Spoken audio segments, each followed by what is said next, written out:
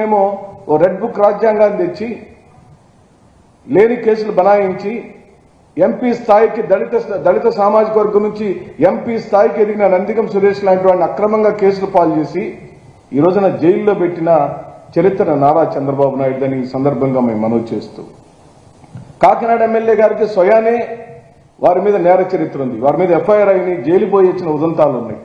దుడుకు స్వభావం కలిగిన వాడని ఎవరిని అడిగినా చెప్తారు. మరి ఆయన కాంగ్రెస్ పార్టీలో ఉన్నప్పటి నుంచి మాకు తెలుసు.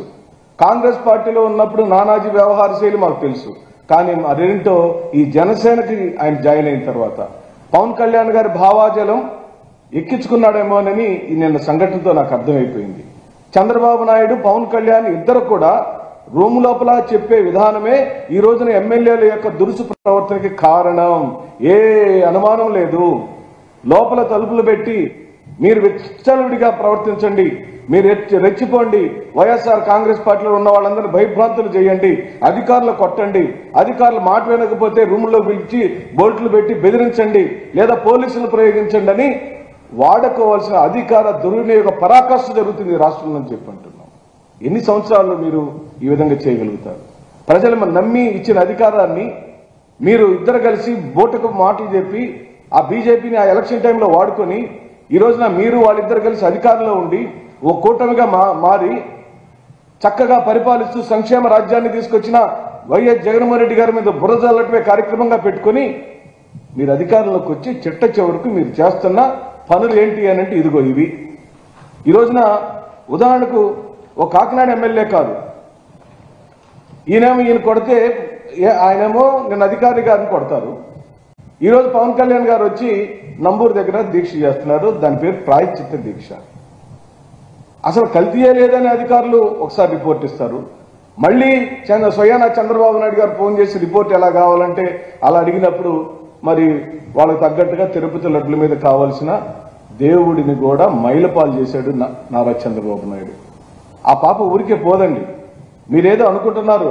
నాకు తెలిసి వెంకటేశ్వర స్వామితో పెట్టుకున్న ప్రతి ఒక్కళ్ళు రాజకీయాల్లో వాళ్ళ గొయ్యి వాళ్లే తవ్వుకున్నారు.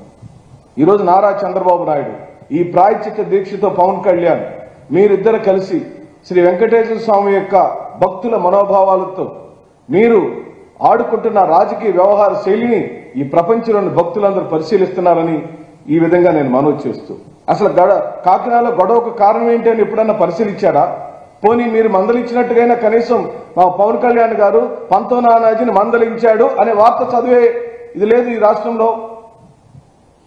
చట్ట ప్రకారం చర్యలు తీసుకోమని అంటారు. చట్టం ఎవరి దగ్గర ఉంది? అధికారం మీ దగ్గర ఉండినప్పుడు ఆ పోలీసు అధికారులు నానాజీ గారి మీద యాక్షన్ తీసుకోవడానికి కుదురుతుందా? కుదరదు.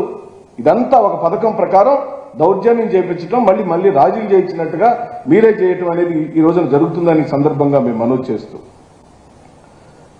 ఆ అధికారి ఏం కోరలేదు. మీరు పర్మిషన్ తీసుకొని వచ్చి వాలీబాల్ ఆడుకోమని చెప్పారు. ఎవరండి వాళ్ళందరూ? ఆ ప్రాంగణంలోకి వీళ్ళందరూ అసలు ఎందుకు వస్తున్నారు? వీళ్ళకి అక్కడ ఏం పని? అమ్మాయిలు వేధించటం, ప్రాంగణంలో మద్యం సేవించటం, అక్కడున్న డ్రగ్స్ని తదితర కార్యక్రమాలు చేయటం. అంటే అరాచక శక్తులను కాలేజీ క్యాంపస్లోకి రానియకూడదు అని చెప్పిన ఉమామహేశ్వరరావు గారి యొక్క ప్రయత్నాన్ని వారు భయపెట్టి వాళ్ళ అనుచరులు చంపదెబ్బలు కొట్టడం కాదు, స్వయాన ఎమ్మెల్యే గారి బూతులు మాట్లాడటం అనేది లైవ్ రికార్డ్ అయిపోయింది ఈ రోజున. ఏమిటి దురుసుతనం? అంటే దళిత సామాజిక వర్గానికి సంబంధించిన అధికారులు నికార్సుగా నిక్కచ్చిగా ఉండటానికి వీల్లేదా ఈ రాష్ట్రంలో? అంటే మీరు కొట్టేస్తారా? వాళ్ళ మీద కఠినమైన చర్య తీసుకోమని డిమాండ్ చేస్తున్నాం. ఎస్సీ ఎస్టీ అట్రాసిటీ కేసు పెట్టి తీరాలి.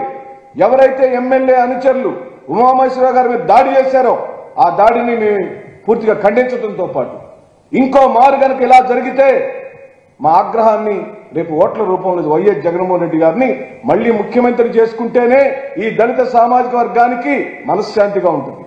మీ ఆత్మగౌరవంతో బతకగలుగుతాం. ఈ సమాజంలో నిజాయితీగా ఉండగలుగుతాం.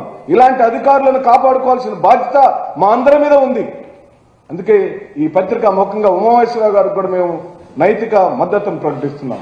మీరెవరికి భయపడాల్సిన అవసరం లేదు. ఈ ప్రభుత్వం ఎల్లకాలం ఉండదు. ఈ ప్రభుత్వం ఇప్పటికే ప్రజలతో చిత్రించుకోబడింది. ప్రజల యొక్క పూర్తి వ్యతిరేకతని కూడగట్టుకుంది.